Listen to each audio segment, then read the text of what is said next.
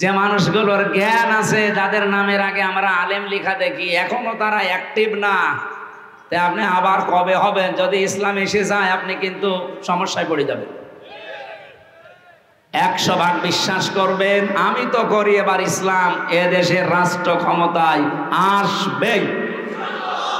আমি শেষে হর্ষাই লাগিয়েছি, এটাকে আমি বানালাম।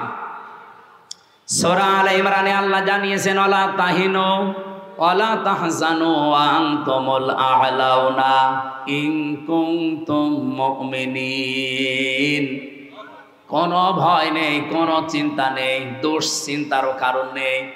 ওয়া আনতুমুল আ'লাউনা, এখানে আলেম আছে কিনা আমি জানি না, এখানে শব্দ ছিল আনতুম আ'লাউনা, অথচ আল্লাহ পাক আ'লাউনার আগে আলিফ লাম লাগিয়ে দিয়ে নির্দিষ্ট করে দিয়েছেন। আরবি গ্রামার অনুযায়ী মুবতাদা যদি মারিফা নির্দিষ্ট হয়, খবর হবে নাকিরা অনির্দিষ্ট। রব্বুল আলামিন এখানে খবর যেটা নাকিরা অনির্দিষ্ট সেইটাও মারিফা নির্দিষ্ট বানিয়ে দিলেন।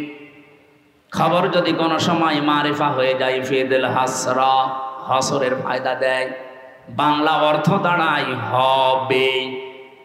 শুধু হবে না, শেষে হর্ষাই লাগাতে হবে। আল্লাহ পাক যেহেতু গ্যারান্টি দিলেন নিজে যে বিজয় তোমরা হবে যদি শুধুমাত্র মুমিন হতে পারো। বাংলার মুসলমানেরা জবান খুলে বলবেন, বিজয় দেওয়ার একচ্ছত্র মালিকানা কার? মুমিন হওয়ার দায়িত্ব কার? আল্লাহ মুমিন হবে, আর আপনি কি করবেন? হ্যাঁ, না হয়নি ভাই, আল্লাহ তো মুমিন আছে, ওনার নামই তো মুমিন। সুতরাং আপনাকে মুমিন হওয়ার শর্ত লাগিয়েছে আল্লাহ। যদি এবার আমরা সত্যিকারের মুমিন হতে পারি, মাস্ট বি আল্লাহ তার কথা রাখবে। নাকি আল্লাহ এরকম যে সকালে এক কথা আর বিকালে আর এক কথা বলে? রব্বুল আলামিন বলেন, আতাম্মাত কালিমাতু রাব্বিকা সিদকাও ওয়া আদলা লা মুবাদদিলা লিকালিমাতি ওয়া হুয়াস সামিউল আলিম। সূরা আনআমের 115 নম্বর আয়াতের ভেতরে পাবেন 8 নাম্বার পারার প্রথম নাম্বার পৃষ্ঠার 11 নাম্বার লাইনে আছে। যত তাফসীর আমি পড়েছি আয়াত নিয়ে, আমার কাছে এই 3টা বিষয় ধরা পড়েছে। আল্লাহ পাক বলেন, হে নবী, আমি যে কালাম পাঠালাম এর প্রত্যেকটা কথা সত্য। 2 নম্বরে সিদক ওয়া আদলা, এটা ন্যায় ইনসাফ দিয়ে পরিপূর্ণ। 3 নম্বরে আমার কোরআনে আমি যা বললাম কিয়ামত পর্যন্ত কোনো পরিবর্তন নেই, যা বলেছি ওটা হবে। এই জন্য আমরা এত সাহস নিয়ে বলতে পারছি এবার ইসলাম জায়গা মতো যাবে ইনশাআল্লাহ।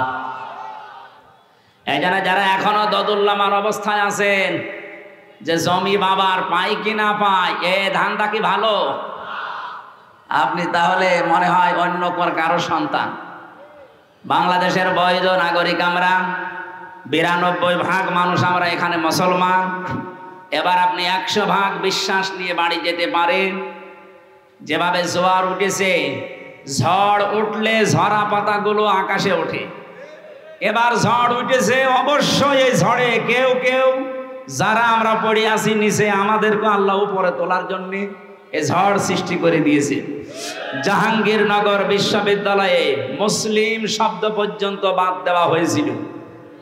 ইসলামী সাবজেক্ট যে কয়টা ছিল, কেউ পরিচয় দিলে তাকে হত্যা করা কোনো ব্যাপারই না, এরকম জায়গা ওইটা। অথচ সেখানে আজ নারায়ে তাকবীর আল্লাহু আকবার ধ্বনি উঠতেছে। এটা একটা আশ্চর্য না? এতগুলো কাজ আল্লাহ যখন করে দিচ্ছে সামনে রাখছো চক্ষু যাই আছে, আমার মনে হচ্ছে আল্লাহ সবগুলোতে বিজয় দেবে ইনশাআল্লাহ। দল মত জাতি বর্ণ ধর্ম নির্বিশেষে, যেহেতু গোবিন্দগঞ্জ নাম শুনলে বোঝা যাচ্ছে এখানে অন্য ধর্মের লোক আছে, এজন্য সবাইকে নিয়ে আমরা আল্লাহর দরবারে শুকরিয়া জানাচ্ছি, যেহেতু তাদেরও মালিক আল্লাহ। তাদের মালিককে গত পরশুদিন আমার কুষ্টিয়ায় অনুষ্ঠান ছিল। পরশুদিন না কালকে কি বার? শুক্রবার ছিল। জুমার নামাজ পড়ে আমি ওদের যে কেন্দ্রীয় মন্দির, ওই মন্দিরে গিয়েছিলাম। ওখানকার যিনি কেন্দ্রীয় মন্দিরের সভাপতি, সবার সাথে কথা বলার পরে প্রায় 100 ঘর হিন্দু আছে ওই পাড়াতে। ওনারা আমাকে আশ্বস্ত করেছে যে আবার আপনাকে আমরা ভোট দেব, কিন্তু আমাদের যে দাবিগুলো আছে আমরা যেন আতঙ্কে না থাকি এইটা আপনারা দেখবেন। আমরা গ্যারান্টি দিয়েছি যে ইসলাম যদি আসে এই দেশের কোনো ধর্মের মানুষ আতঙ্কে থাকবে না ইনশাআল্লাহ। আপনার ধর্ম আপনি পালন করেন, আমার দাওয়াত দেওয়ার দরকার আমি দেব। কি কথা বলেন না কেন? সুতরাং দলমত নির্বিশেষে যারা এসেছেন, আসেন আমরা আমাদের মালিক যিনি সত্যিকারের মালিক তার দরবারে শুকরিয়া আদায় করি, বলেন আলহামদুলিল্লাহ। যদি এবার ইসলাম আসে, আমি প্রশাসনের পক্ষে কয়েকটা কথা সামনে বলার এবং বাস্তবে রূপ দেওয়ার চেষ্টা চালাবো 100 ভাগ ইনশাআল্লাহ। তার 1 নম্বরে, অন্যান্য দেশে আমি ঘুরেছি বিশ্বের, বাংলাদেশ পুলিশ বৈষম্যের শিকার হয়ে আছে কয়েক দিক থেকে।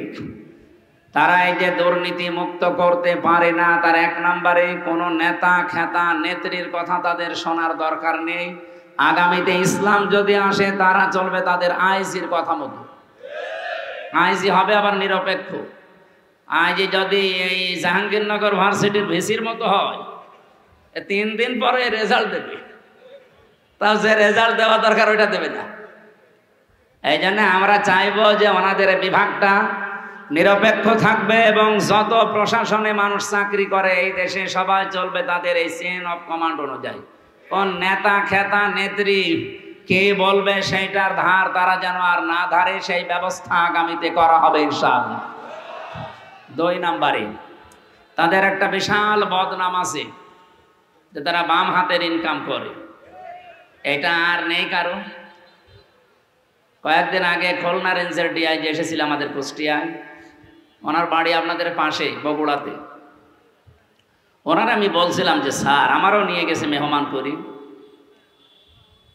যে এই যে 8 ঘন্টার পরে যারা ডিউটি করে, বাংলাদেশে শুধু পুলিশেরই মনে হয় কোনো ডিউটি শেষ নেই, 24 ঘন্টায় ডিউটি।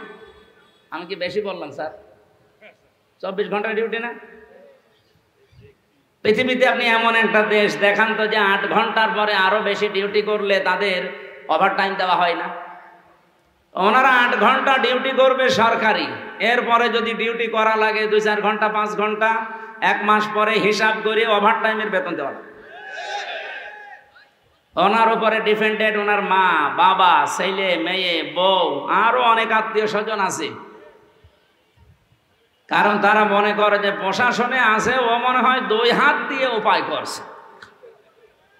2 নম্বরে ওনার যে 30, 32, 35, 40, 42 হাজার টাকা বেতন, বলেন এই যে বাজার চলছে, আপনি একটু কথাগুলো বাস্তবে নিয়ে যাবেন। খালি দোষ দিলেই হবে একজনের।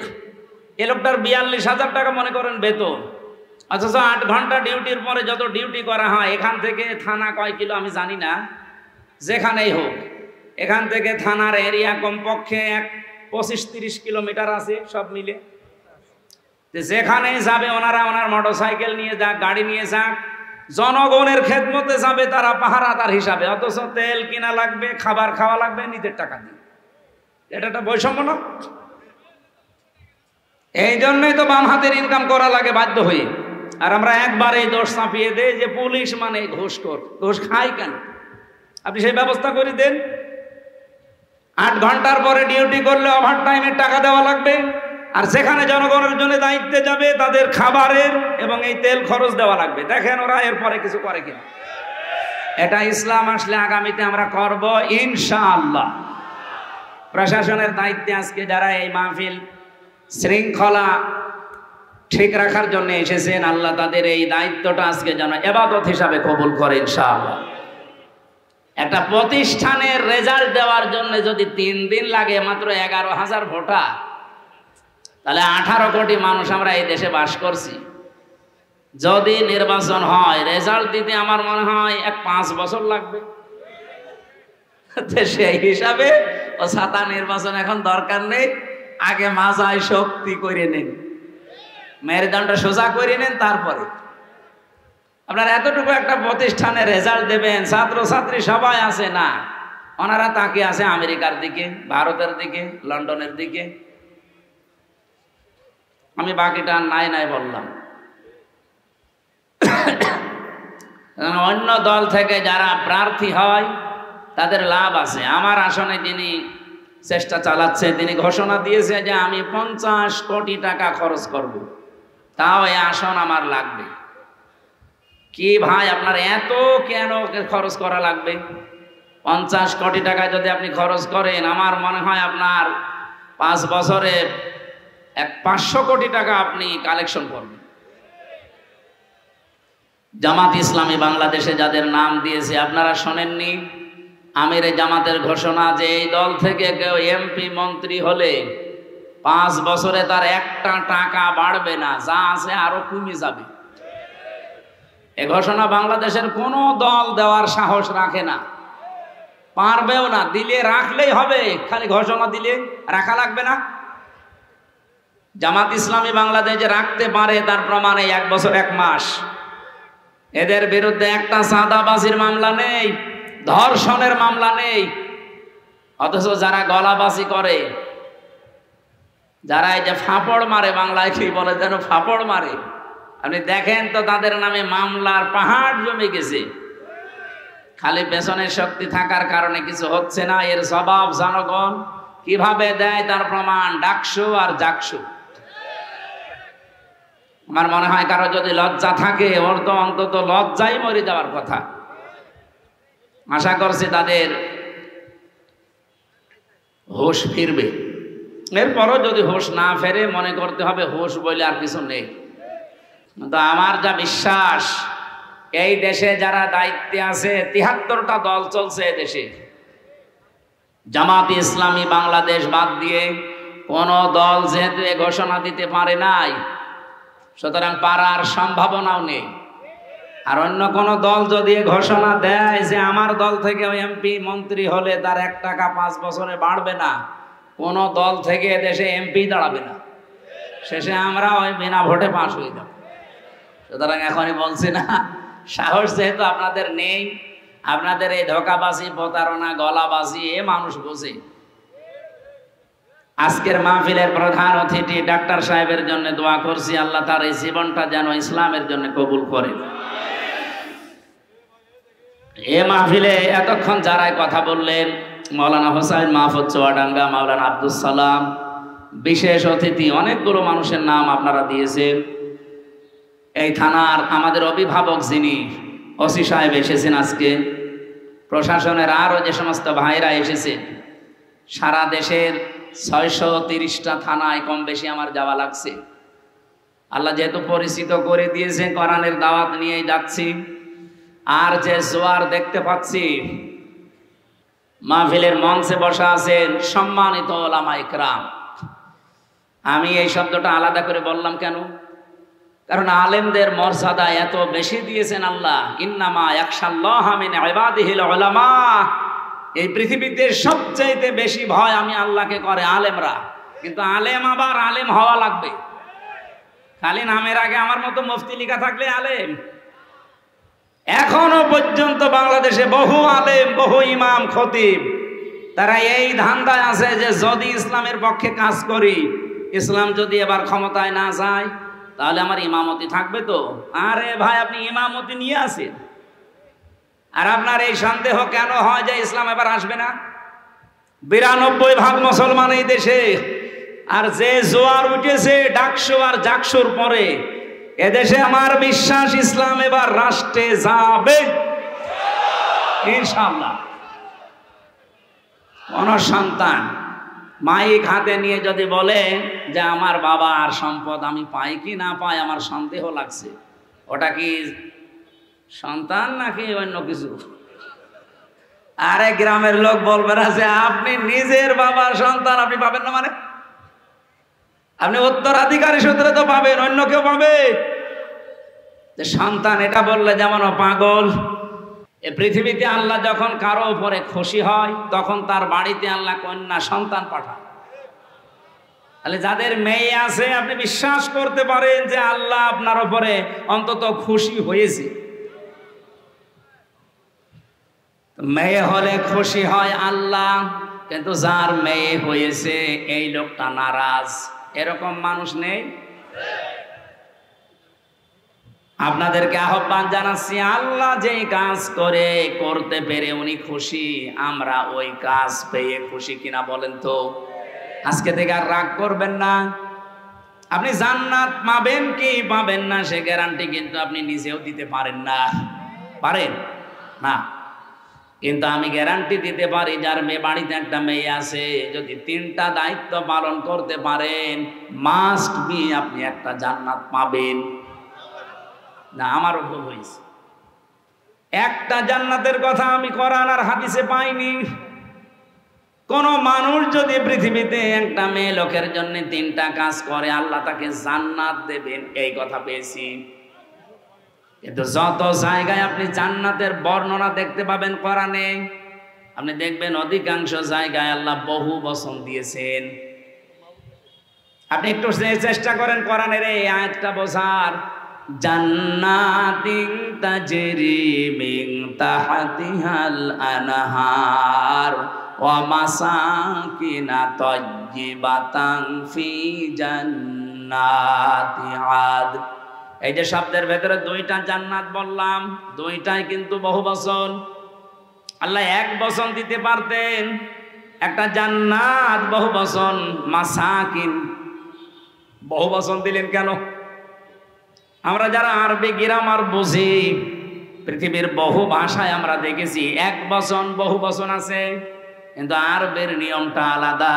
এখানে এক বচন আছে, দ্বিবচন আছে, বহু বচন আছে। আমি আয়াতটা নিয়ে গবেষণা করলাম, যে চিন্তা করে দেখলাম যে আল্লাহ জান্নাতের কথা বলতে গেলে এখানে বহু বচন লাগিয়েছেন কেন? যেহেতু আরবিতে এক বচনের পরে দ্বিবচন হয়, এরপরে 2-এর উপরে গেলে সেটা বহু বচন হয়। রব্বুল আলামিন তাফসীর পড়তে গিয়ে আমার মাথায় এসেছে এটা, পৃথিবীতে মানুষকে যদি আল্লাহ জান্নাত দেয়, যেহেতু বহু বচন আছে, কম পক্ষে 2 হলে বহু বচন হয় না, 3 হওয়া লাগে। কথা বলেন না কেন? তাহলে আপনি যদি জান্নাত একটা পান, কম পক্ষে 3টা জান্নাত পাবেন। আমার কথা মনে হয় বোঝেননি। আপনাকে আল্লাহ জান্নাত দেওয়ার ওয়াদা দিয়েছেন নবীদের মাধ্যমে, একটা মেয়ে হলে জান্নাত দেবে। তাহলে একটা জান্নাত হচ্ছে, তার মানে কয়টা বলেন? হাদিসের ভাষায় একটা জান্নাত যদি আল্লাহ দেয় এই পৃথিবীর 10 পৃথিবীর সমান, তাহলে 3টা দিলে এগুলো তো সব হাওয়ায় ঘুরছে। এই বিশ্বাসটা আপনাকে তৈরি করা লাগবে মুমিন হিসাবে। তাহলে একটা মেয়ে হলে কমপক্ষে আপনি 30টা জান্নাতের মালিক হবেন, এই দুনিয়ার পরিমাণ। জোরে বলেন সুবহানাল্লাহ। কিন্তু কাজ করা লাগবে মেয়ে লোকের জন্য কয়টা? 3টা। 1 নম্বরে আপনি খুশি হয়ে তাকে আদর যত্ন দেবেন, ভালোবাসবেন, তাকে দিন শেখাবেন। 3 নম্বরে সৎ পাত্র দেখে পাত্রস্থ করবেন। হ্যাঁ, আমি দেখেছি বাংলাদেশের বহু বাবা মা গার্জিয়ান এই 3টার হয়তো একটা করে, বাকি 2টা অধিকাংশ পিতা মাতাই করতে চায় না। আর সন্তান হলে উনি খুশি, ওর পেছনে খরচ করে, ভালোবাসা দেয়, মহাব্বত দেখায়, কিন্তু 2 নম্বরে তাকে দিন শিক্ষা দেওয়া লাগবে। এইটার বেলায় অনেকেই উদাসীন, গাফেল। এমনকি এখন যিনি দায়িত্বে আছেন উনি কিন্তু 2 নবীর নাম নিয়ে বসে আছেন, ডক্টর মোহাম্মদ ইউনুস। কয় নবী? মোহাম্মদ একটা, ইউনুস একটা। অথচ যে কয়েকদিন আগে 1 থেকে 5 পর্যন্ত প্রাইমারিতে শিক্ষক নিয়োগ দেওয়া হয়েছে গানের। কথা বলছেন না? শরীর চর্চার। আপনি একজন মুসলমান 2 নবীর নাম নিয়ে বসে আছেন চেয়ারে। 92% মুসলমানের দেশে আপনি নাচের মাস্টার নিলেন, শরীর চর্চার মাস্টার নিলেন, গানের মাস্টার নিলেন, একটা আলেমকে দিয়ে কোরআন শিক্ষার মাস্টার নেওয়া যায়নি? এ দাবি আমরা জানাচ্ছি আজকে। সারা বাংলাদেশের মুসলমানদের এবং মানুষের একই দাবি যে আপনি যেহেতু ফেব্রুয়ারির 12 তারিখে নির্বাচন দিয়ে চলে যাবেন, যান, এমন একটা কাজ করে যান যেহেতু আপনি অমর হয়ে থাকবেন। আমরা মুসলমানের এই দেশে 1 থেকে 5 পর্যন্ত একটা ধর্মীয় শিক্ষা চাই না? চাই না? কারা চান দেখে লিল্লাহে তাকবীর। দেখেন তো হাত তুলেছে কিনা।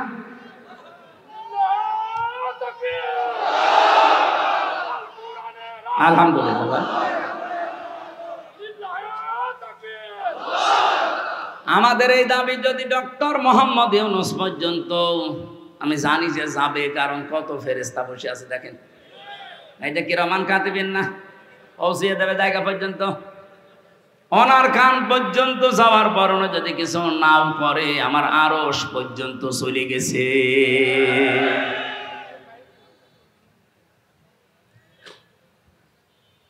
হযরত ইব্রাহিমের পক্ষে একটা ব্যাঙ ছিল, শুধু পেশাব করেছিল। ফেরেশতা জিবরাইল এসে ডাক দিয়েছে, এতটুকু পেশাবে নমরুদের বিশাল অগ্নিকুণ্ড কিছুই হবে না। ব্যাঙ ওই দিন বলেছে, ফেরেশতা আমি জানি আমার পেশাবে কিছু হবে না, কারণ এত প্রজ্বলিত আগুন 1 কিলোমিটার উপর দিয়ে যদি পাখি উড়ে যায়, ঝলসে পড়ে যায়, কি দাও দাও করছে আগুন। সেখানে আমি এত দূর থেকে শুধু পেশাব করছি, আমি জানি কিছু হবে না, কিন্তু আমার মালিক আল্লাহকে দেখাতে চায় যে আমি নবী ইব্রাহিমের পক্ষে আছি, নমরুদের বিপক্ষে আছি। আল্লাহ তার এই কথাটা এত বেশি পছন্দ করেছিলেন, ওই দিন থেকে আইন পাশ হয়ে গেছে, কিয়ামত পর্যন্ত যত ব্যাঙ দুনিয়ায় আসবে, ব্যাঙের পোশাক পাক। শুধু ইব্রাহিম নবীর পক্ষে থাকার কারণে ব্যাঙের পোশাক যদি পাক হয়ে যেতে পারে, আমরা যে আজকে কোরআনের পক্ষে শুধু হাত তুলে জানান দিয়েছি, কিয়ামতের দিন এটা যেন নাজাতের ওসিলা হয়ে যায়। গাইবান্ধাবাসী, তাহলে কন্যা সন্তান হলে প্রথম আপনার দায়িত্ব ভালোবাসা। আপনি খুশি হয়ে ভালোবাসবেন, তাকে মহব্বত করবেন। 2 নম্বরে দিনের শিক্ষা দেওয়া, কিন্তু সে পরিবেশটা যদি নষ্ট করে দেওয়া হয়, তো শিক্ষা দেব কোথায়? সবাই তো আর মাদ্রাসায় ছেলে মেয়েকে দেয় না, কথা বলছে না কেন? স্কুলে দেন। মুসলমানের দেশে স্কুলের সিস্টেমগুলো এই করেন, 1 থেকে 5 পর্যন্ত পড়লেও যেন ইসলামের মৌলিক নিয়ম নীতিগুলো অলরেডি জেনে ফেলে, এরকম ব্যবস্থা একটা করে দেন। আর সেইটা এখন কিন্তু সময়। আগে যারা ছিল, আমি নাম নিতেও ঘৃণা করি, এই জালেমা মহিলার, ওরা 1 থেকে 5 পর্যন্ত পড়ার পরে একটা ছেলে বৃত্তি পরীক্ষা দেয়। আমি নিজেও বৃত্তি দিয়েছি, এরপরেও 8এও বৃত্তি পরীক্ষা আছে। 100 মার্কের কোরআন আর হাদিস ছিল আগে, আমি নিজে পরীক্ষা দিয়েছিলাম।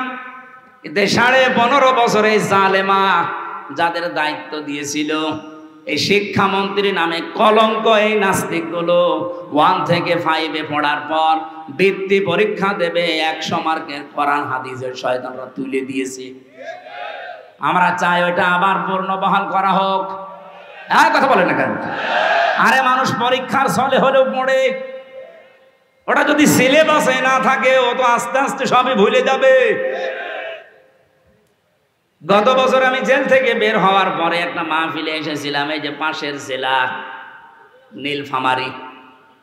নীলফামারীর একটা থানা আছে কিশোরগঞ্জ, ওখানে একটা বৃদ্ধাশ্রম আছে, দেখতে গিয়েছিলাম। যে দেখে এদিকে 25 জন মা, এদিকে 25 জন বাবা, মুরব্বী সব বসে আছে। যেই কয়জনের সাথে কথা বলেছি, সবগুলো হাওমাও করে কাঁদছিল। এক মহিলা আমার হাত চেপে ধরে, মুরব্বী মানুষ, বলছে, বাবা আমার 3টা ছেলে মেয়ে, সব বিদেশে থাকে, কিন্তু আজকে আমি এখানে পড়ে আছি এই বৃদ্ধাশ্রমে। বললাম, আপনার কি মনে হয় এখানে পড়ে থাকার কারণে? বলেন তো। উনি আমার 2টি কথা বলেছিলেন। 1 নম্বরে প্রথম দোষটা আমার, 2 নম্বরের দোষ আমার পুত্রবধূর। প্রথম দোষ আমার এই 3টা ছেলে মেয়ে সব হায়ার এডুকেটেড, অনার্স মাস্টার্স করা, সব বাইরের দেশে থাকে। আমি তাদেরকে দ্বীনের শিক্ষা, কোরআনের শিক্ষাটা ছোটবেলা থেকে দেইনি, এইটা আমার অপরাধ। ঠিক আছে। 2 নম্বরে আমার যে পুত্র বধূ সবগুলো মডার্ন, আল্ট্রা মডার্ন, এরা আমার ছেলেদেরকে কান ভাঙিয়েছে যে এই বুড়ি মানুষ বাড়ি রাখার দরকার নেই। শেষ পর্যন্ত তারা তো চলে গেছে, আমারে রেখে গেছে এই বৃদ্ধাশ্রমে। আমি এখন এই যে 24 ঘন্টা কাজ কাম নেই, শুধু পড়তে থাকি, মাঝে মাঝে কোরআন হাদিস ইসলামের ইতিহাস পড়ি। আমি বুঝি এই ছেলেটারও দোষ না, দোষ এখন আমার মনে হচ্ছে। কারণ আল্লাহর কোরআনের যে জ্ঞানটা, ওয়াকাদা রাব্বুকা আল্লা তা'বুদু ইল্লা ইয়্যাহু ওয়া বিল ওয়ালিদাইনি ইহসানা। আল্লাহ বলেন আমি রায় দিলাম, আমি রায় দিয়ে দিলাম, সিদ্ধান্ত দিলাম, ফায়সালা দিলাম, আমি আল্লাহ লিখে দিলাম, আমি আল্লাহ ছাড়া কারো ইবাদত করা যাবে না। আর তোমাদের মা বাবা যাদের আছে তাদের সাথে ভালো ব্যবহার করা লাগবে। আল্লাহর পরে যাদের স্থান তারা কারা? বলেন বলেন। সেই মা বাবা, তাদেরই তারা স্থান জানে না, কারণ তারা এ বিষয়ে জ্ঞান অর্জন করে নাই। তাদেরকে যেহেতু আমরা শেখাতে পারি না, এই জন্য প্রথম দোষটাই আমার। আমরা আশা করব যারা দায়িত্বে আছেন আপনারাও মুরব্বী হবেন। আপনাদের আগামী প্রজন্ম যদি বৃদ্ধাশ্রমে আপনাদের রেখে না আসে, আল্লাহর পরে আপনার স্থান এটা যদি না জানে, আপনাদের কপালেও আসতেছে। যেন আমার মনে হয় এই মুহূর্তে 1 থেকে 5 পর্যন্ত এমন সিস্টেম করা দরকার, মানুষ যেন হাফ আলেম হয়ে যায়। এ দাবি কি শুধু আমার একার না সবার? মেয়েটার জন্য 3 নম্বরে আপনি সৎ পাত্র দেখবেন। আজ মেয়ের বাবা যারা অনেকে সৎ পাত্র দেখে না, দেখে যে এই ছেলের মাল আছে কিনা, নাকি এ জেলায় সব নেই? বলেন তো, নবীজি তার 4টা মেয়ে বিয়ে দিয়েছিলেন, সবচাইতে আদরের যেটা ফাতেমা তো জহরা। কত ধনী এই মানুষের সন্তান বিয়ের প্রস্তাব দিয়েছে, বিশ্বনবী বলেন না। উনি যদি চিন্তা করতেন যে ধনী মানুষের কাছে দিলে আমার মেয়ে সুখে থাকবে, মক্কার বহু ধনাঢ্য মানুষেরা তাদের প্রস্তাব দিয়েছিল, একটাতেও রাজি হয়নি। এমন একটা মানুষের সাথে নবীজি রাজি হয়েছেন যার নিজের বাড়ি বলেও ছিল না, নবীর বাড়িতে থাকতো।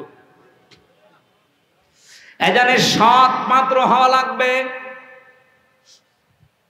আমি ঝিনাইদহে একটা বাড়িতে অনুষ্ঠানে ছিলাম, আমাকে চা দিল, কাপ দিয়েছে স্যার, কিন্তু পিরিচ দেয়নি। অথচ লোকটা টিওনো, আপনি টের পাচ্ছেন? আমি তো হেসে ফেলেছি, জ্ঞানী মানুষ তো বুঝে ফেলেছে। আমার দিকে তাকিয়ে বলছে, হুজুর আপনি কেন হাসলেন? আমি কিন্তু জানি আপনি মনে করছেন আমি টিওনো। আমি একটা থানা পুরা উপজেলার প্রধান।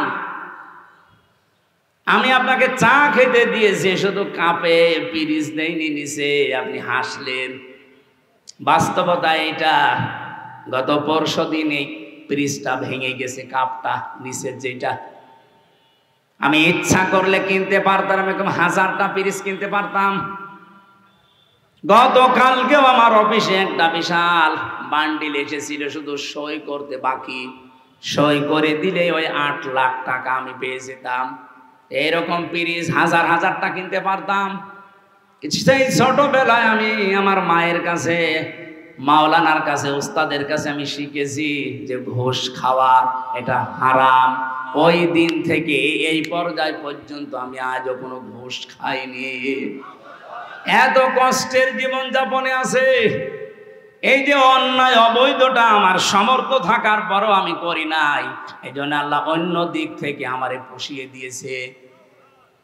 রব্বুল আলামিন আমার স্ত্রীকে বানিয়েছে আমার মন মতো আল্লাহওয়ালা, আমার সন্তানগুলো ঠিক আল্লাহ ওইভাবে মন তৈরি করে দিয়েছে। যতটুকু দেওয়া হয় অতটুকুতেই তারা আত্মতুষ্টি, আত্মতৃপ্তিতে আছে। আপনি যদি হারাম ইনকাম করেন, আপনার স্ত্রী, আপনার সন্তানাদির মন আল্লাহ ঠিক ওই রকম করে দেবে। এই কথা বোঝেন? এটাকে আমি বানালাম। সূরা তাহা 16 নম্বর পারা 19 নম্বর পৃষ্ঠা 13 নম্বর লাইনের 124 নম্বর আয়াতে এই তথ্যটা আছে। অমান আ'রাদা আন যিকরি ফাইন্না লাহু মাঈশাতান দানকা ওয়া নাহশুরুহু ইয়াউমাল কিয়ামাতি আ'মা।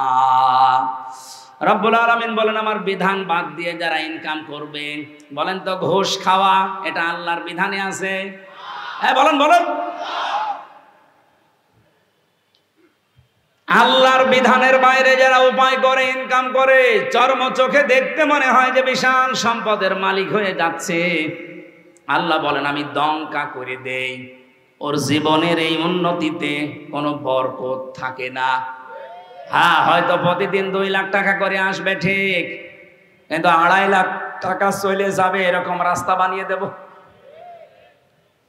আসবে প্রতিদিন বৈধ অবৈধ ভাবে 2 লাখ করে, যাবে প্রতিদিন কত? লাভ হচ্ছে না লস হচ্ছে?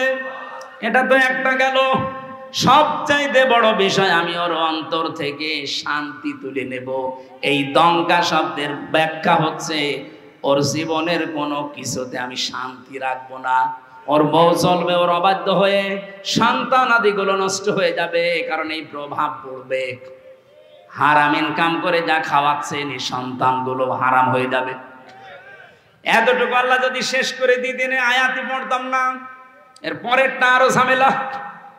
ওয়ানাহশুরুহু ইয়াউমাল কিয়ামাতি আ'মা, কিয়ামতের দিন ওকে যখন তুলবো ওর চোখ থাকবে না, অন্ধ হয়ে উঠবে। আমি আল্লাহর সামনে দাঁড়িয়ে বলবে ক্বালা রাব্বি লিমা হাসারতানি আ'মা, হে আল্লাহ আমার তো চোখ ছিল, আমি অন্ধ কেন? রব্বুল আলামিন এবারে মানে কঠিন কথা জানালেন যে আমি ওকে সঙ্গে সঙ্গে ধমক দেব। ক্বালা কাযালিকা আতাতকা আয়াতুনা ফানাসিতাহা, তোর সামনে আমার আয়াতগুলো এইভাবেই তেলাওয়াত হতো। হাজার হাজার আলেম ওলামা নবী রাসূলরা তোকে এইভাবে শুনিয়েছে। আমার আয়াতগুলো শোনার পরে এভাবে না শোনার ভান করেছিলি, জানার পরে যেভাবে না জানার ভান করতিস, যেভাবে ভুলে গিয়েছিলি জানার পরে, আজকে তোরে আমি আল্লাহ ভুলে গেলাম। তুই যে আমার বান্দা ছিলি, তুই যে আমার বান্দি ছিলি, কোনদিন আমার এই জবানে তোর নাম আমি আর উচ্চারণ করব না। বলেন নাউজুবিল্লাহ। ও গাইবান্ধাবাসী, কিয়ামতের দিন যদি আল্লাহ আমাকে না ডাকে, আমার নাম ধরে তার জবানে, আপনার নাম ধরে যদি কিয়ামতে আল্লাহর ডাক না দেয় যে তোর নাম আর কোনোদিন উচ্চারণ হবে না, যা। নিজের নাম উচ্চারণ না হলে কেমন লাগে আপনি জানেন? আমি যখন আয়না ঘরে ছিলাম মাটির নিচে, আমি নিজে দেখেছি মাটির নিচের ওই দেওয়ালে লেখা আছে, কেউ কেউ এই নখ দিয়ে বড় বড় নখ হয়ে যায়, খুশিয়ে খুশিয়ে এই দেওয়ালের সাথে লিখেছে যে ভাইরা এই যে নাম্বার লিখেছি, কেউ যদি বাইরে যেতে পারেন এই নাম্বারে যাবেন, যে এই নামের মানুষটা আজও বেশি আছে। মানুষটা পড়ে আছে আজ 8 বছর 10 বছর 14 বছর পড়ে আছে, কেউ জানে না। আমার সাথে যারা ছিল 7 বছরের মানুষ আমি পেয়েছি, পাগলের মতো হয়ে গেছে, এত বড় বড় চুল। তার মানে 6 মাস 1 বছর পরে তাদের চুল কেটে দেয় কোনো কায়দায়। আমি তো অল্প দিন ছিলাম, এই জন্য আমার অত কিছু হয়নি।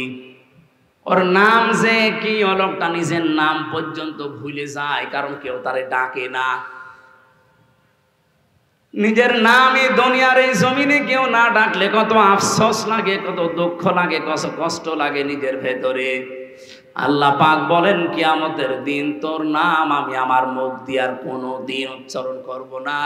তুই যে আমার বান্দা ছিলি, তোকে আমি বানিয়েছিলাম, আমি ওইটা ভুলে যাব। এই আয়াতটা পড়ার পরে আমার সবচাইতে বেশি টেনশন হয়, ওয়াকাযালিকা লিয়াউমা তুনসা দিয়েছেন আল্লাহ, জীবনেও আপনার নাম আর উচ্চারণ হবে না, ওই শেষ।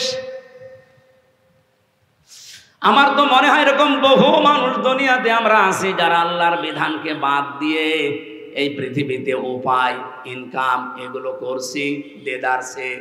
আশা করছি এই মাইকের আওয়াজ শোনার পরে এই মানুষগুলোর জীবন থামবে। আল্লাহ যেন তৌফিক দাও মানুষকে, বলেন আমিন। কন্যা সন্তান হলে যে দায়িত্বগুলো পালন করা লাগে, এগুলো যদি সত্যি আমরা করি, আল্লাহ যেহেতু খুশি, উনি জান্নাত দেওয়ার ঘোষণা দিয়েছেন। মেয়ে যাদের আছে আল্লাহ কমপক্ষে যেন 3টা জান্নাতের মালিক তাকে বানান, আমিন। দ্বিতীয় নম্বরে হাদিস হচ্ছে আল্লাহ যদি ওই লোকটার উপরে আর একটু খুশি হয় তখন তার বাড়িতে আল্লাহ মেহমান পাঠায়। যদি আর একটু বেশি খুশি হয় তখন তাকে রোগ ব্যাধি দিয়ে একটু পরীক্ষা চালায়। যদি আল্লাহ আর একটু বেশি খুশি হয়ে যায় সর্বশেষ তখন ওই এলাকায় আল্লাহ বৃষ্টি নাজিল করে। সিস্টেম অপর পৃষ্ঠায় দেখুন রব্বুল আলামিন বলেন, এটা হাদিস মুসলিম শরীফ, এই পৃথিবীতে আমি আল্লাহ যদি কারো উপরে রেগে যাই তার এক নম্বরে তাদের উপরে যে মানুষগুলো দুনিয়ায় যৌতুক খায়। এদেশে তো যৌতুক নেই। যৌতুক এটা মানবতার সাথে মহা কৌতুক। আমি এ কোরআন হাতে নিয়ে গ্যারান্টি দিতে পারি, এবার যদি ইসলাম যায়, বারবার তো মেয়ে লোককে আমরা পাঠিয়েছি, 2 মহিলা এটার একটাও করে নাই। ইসলাম যদি এবার যায় সর্বপ্রথম যৌতুক নামে এই কৌতুককে ঝাঁটা পিটা করে বিদায় করা হবে।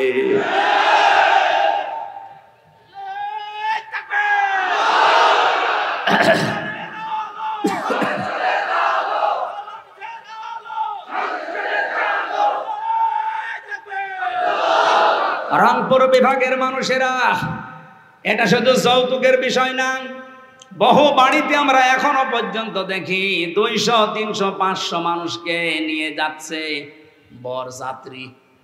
না এই জেলায় এসব নেই? কোথায় পেয়েছেন ভণ্ডামি? বরযাত্রী ইসলামে নেই, বরযাত্রী ইসলামে নেই। এগুলো এসেছে হিন্দুদের সংস্কৃতি থেকে। হ্যাঁ, ইসলামে আছে অলিমা। কি অলিমা করা লাগে? ছেলের বাড়ি না মেয়ের বাড়ি? আপনি যদি কিছু করতেই চান ছেলের বাড়িতে আপনি অনুষ্ঠান করবেন, 200-500 না 1000 মানুষ খাওয়ান, কোনো অসুবিধা নেই। আপনি মেয়ের বাবার বাড়িতে তার অনুমতি ছাড়া, তার সন্তুষ্টি ছাড়া একটা পানও খাওয়া আপনার জন্য জায়েজ নেই। আর আপনি 200 মানুষ নিয়ে খাওয়াচ্ছেন গরুর মতো। আজকে থেকে সিদ্ধান্ত নেওয়া লাগবে যে যেটা ইসলামে নেই, এই বরযাত্রীর দাওয়াত পেলেও আমি আর জীবনে যাব না। কারা কারা রাজি আছেন দেখি? অনেকে হাত তুলছে না। ঠিক আছে।